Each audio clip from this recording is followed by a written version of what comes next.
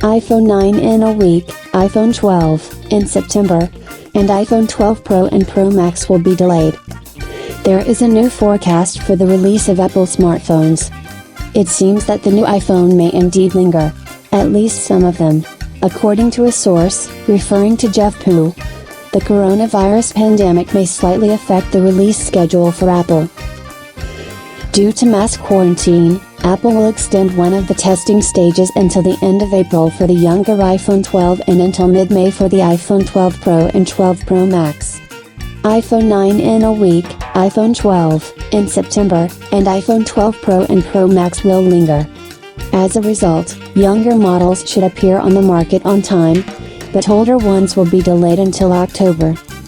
However, this is better than another scenario, according to which, the launch of new Apple smartphones will be postponed to December. In addition, Apple already had a similar experience without coronavirus.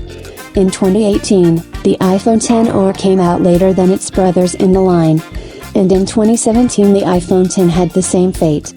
As for the iPhone 9, which is also called the iPhone SE2 or iPhone SE 2020, it is supposedly to be announced next week.